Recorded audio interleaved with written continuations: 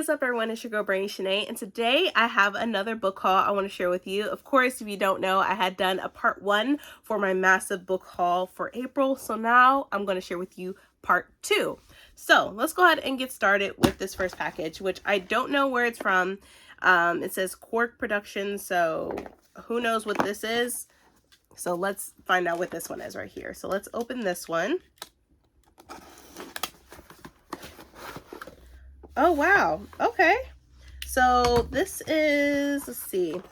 It says goblin mode. So it has like little tools in it. I'm not sure what it is, but let me see. And it has like a little marker in it. But let me get this out. This is interesting. Okay. So it says goblin mode, how to get cozy, embrace imperfection, and thrive in the muck by Michaela Coyle. So I have this, which I'm not sure what this is. I like the cover. It's cute. Okay, so it's from Quark Books. So it says, hello reader, come on in, the muck is fine. Join Quark in going goblin mode by embracing the peculiar, the messy, and the natural with author and goblin core expert Michaela Coyle. Goblin mode, how to get cozy, embrace imperfection, and thrive in the muck is the ultimate guide to living cozily and chaotically by relinquishing our picture-perfect curated personas and embracing our flaws. Filled with tips for decorating, dressing, crafting, and foraging, and championing principles like community, diversity, inclusivity, proud weirdness, and joyful mess. Goblin mode is more than just an aesthetic, it's a way of life. And so it has like things we can make for this, where it says make a specimen necklace, which is this, and it gives you like what you'll need and what to do. So it gives me the instructions for it. So this is pretty cool. I have not heard about this book at all. It says embrace your inner goblin. So yeah, this is a cute cover. I do like this. But yeah, so thank you Quark Books for this. Thank you so much. I definitely will be probably making my little specimen necklace. So we have that. The next package that I have here is from, let's see, I'm not sure, so let's find out. Oh, okay.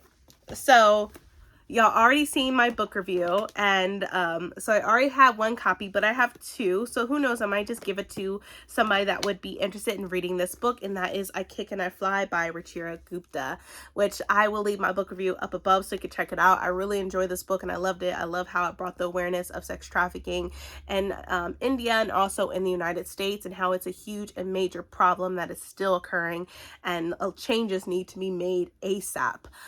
So yeah, I definitely look forward to giving this to either one of my friends or my members. Let me know if any of y'all are interested. But yeah, I read this and I absolutely loved it and enjoyed it, and the story about Hera. So definitely check out my book review up above if you haven't checked that out yet. Next one, this is from Penguin Random House. So let's open this one next.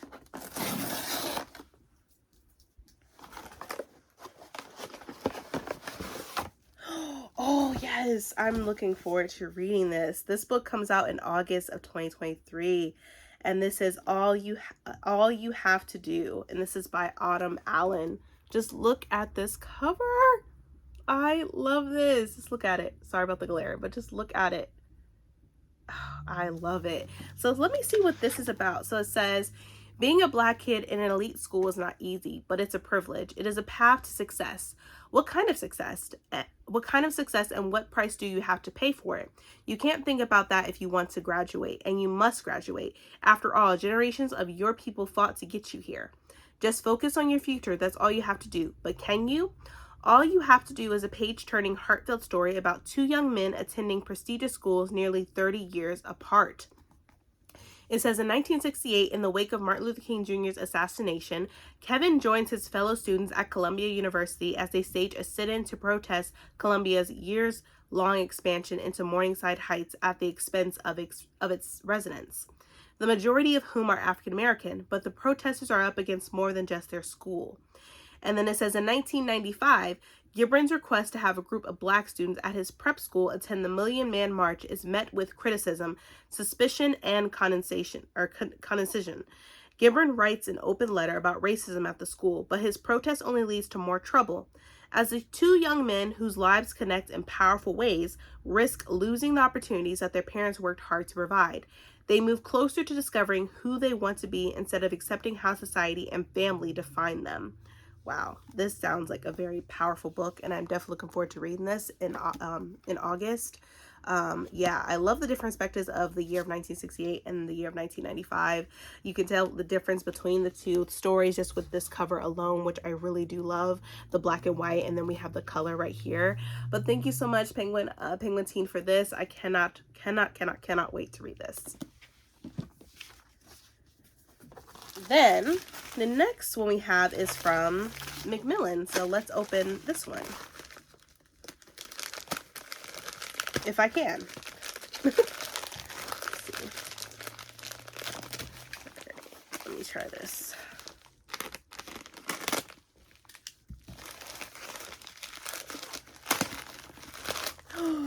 Oh gosh, okay. Wow, I haven't even heard about this book, but I love the cover. It's Pieces of Me by Kate McLaughlin.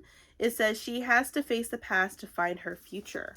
So we have this, which I have not heard about this book whatsoever, but like I said, I do love this cover. So for the synopsis, it even says, the next gut-punching, compulsively readable Kate McLaughlin's novel about a girl who finds strength in not being alone.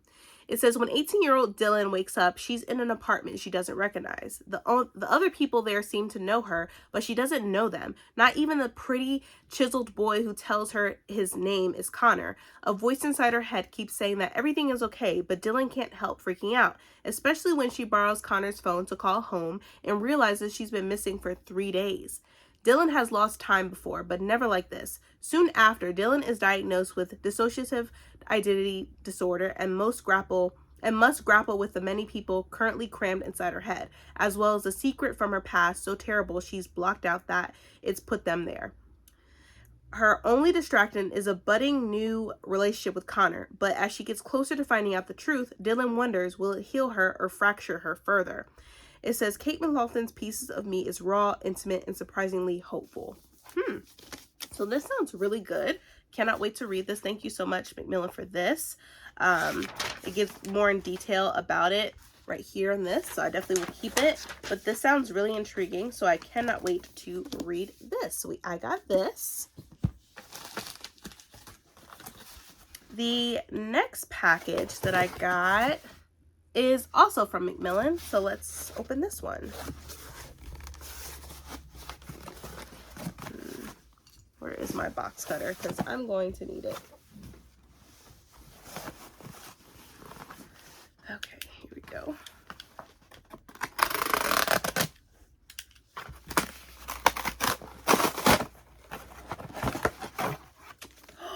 Ooh, I'm excited for this too. Okay. Oh, and I got little cards to go with it. Okay, hold on. So I have Ander and Saint Were Here. This is by Johnny Garza Villa. Look at this cover, y'all. It's everything. I love it. I love it. And then I also got little cards to go with it as well.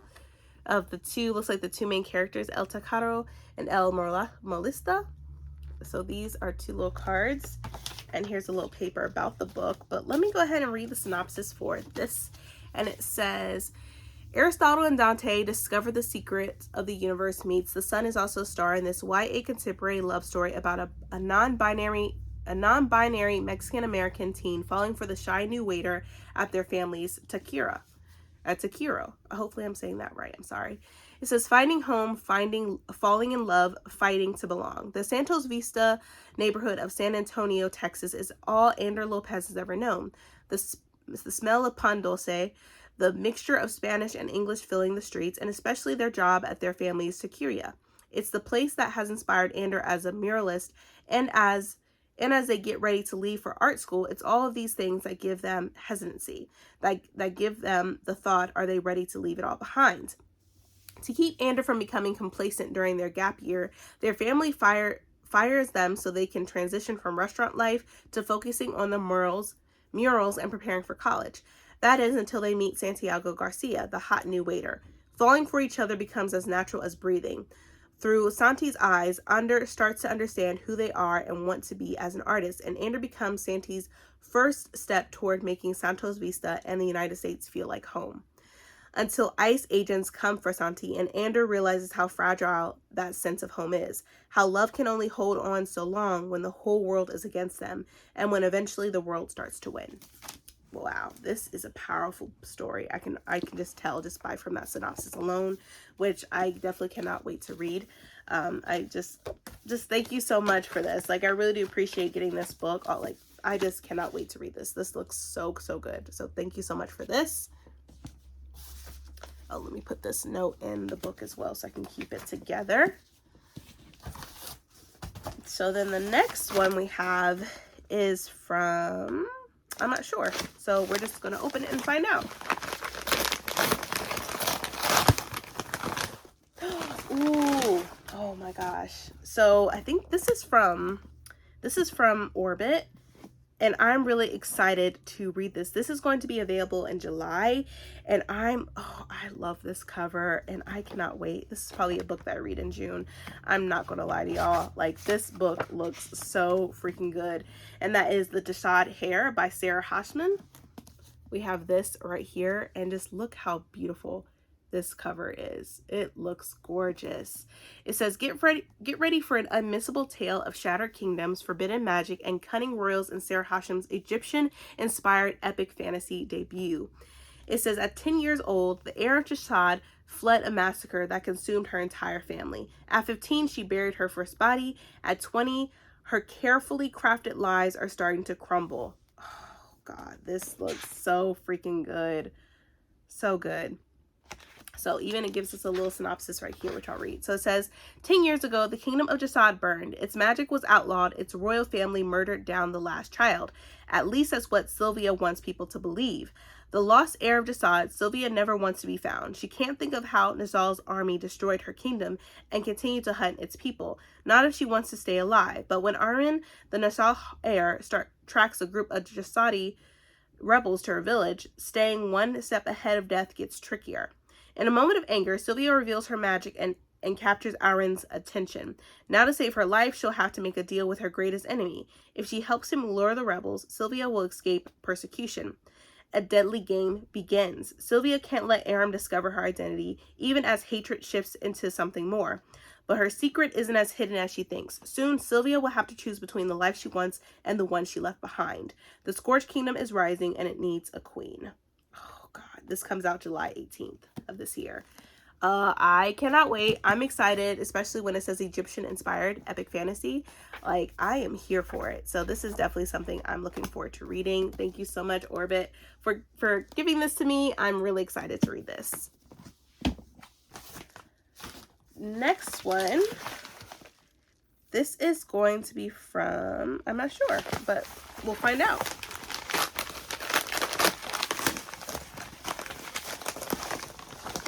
Ooh, okay. So we have Egyptian Lullaby. Oh, yay! So we have a picture book, which I cannot wait to read to my kids and my daughter to read to me. Oh, but just look at this. I love this so much. Oh, and just look at it. Look at this. Look at the map that it has inside of it. This is so cute. Oh, man. It says, every night, Amati Fatima sings the sounds of Egypt to me as I fall asleep. This is the Nile which flows through the city. Swish, swoosh, swish. So that's just on the back of it. But oh my gosh. And this is written by Zena M. Plisky and illustrated by Hatim Ali. Oh God. I am really looking forward to reading this to my kids.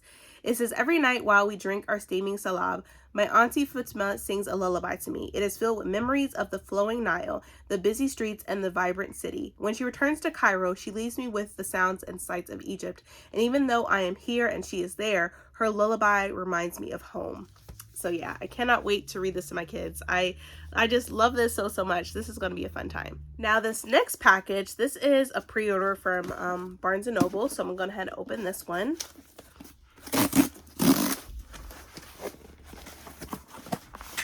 And this is the second book which I'm looking forward to reading, and that is The Song of Wrath by Sarah Raleigh. And I just love this cover a lot. Just look at it. It's so beautiful and I love it dearly. I'm not even going to read synopsis because I just want to be surprised, but I just love the cover and stuff. It's just beautiful. And if I take the dust jacket off, it looks like this.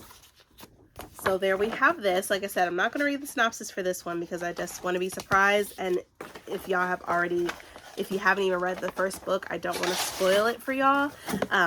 So yeah, I cannot wait to read this. So I got this beautiful book in the mail right here.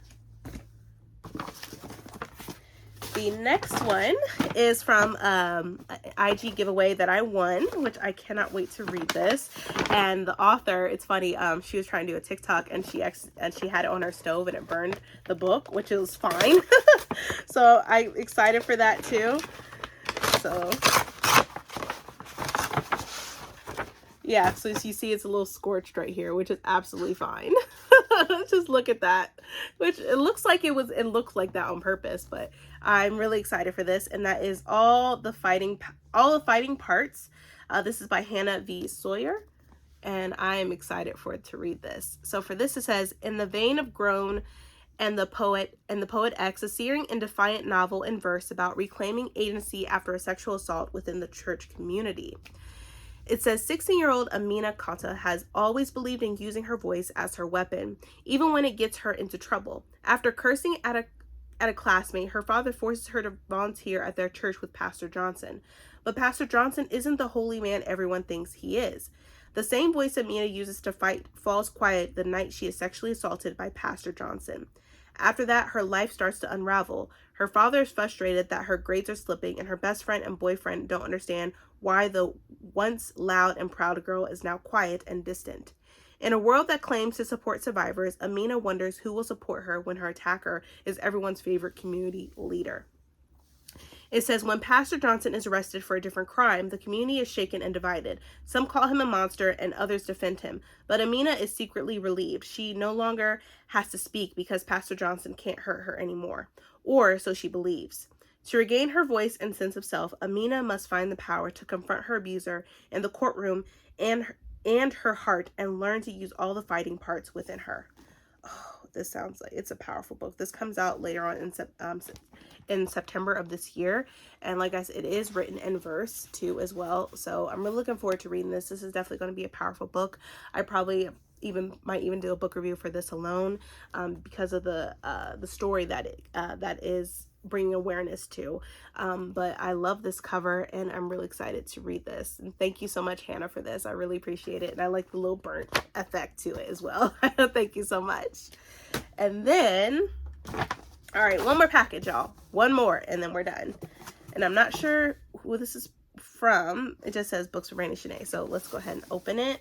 It's really light, so we shall see.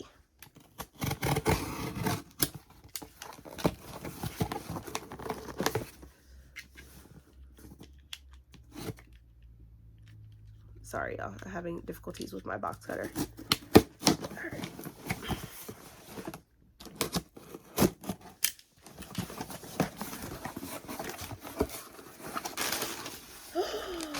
Oh my God. I was not expecting this. So I had pre-ordered. Oh man. These are the overlays. Oh my God.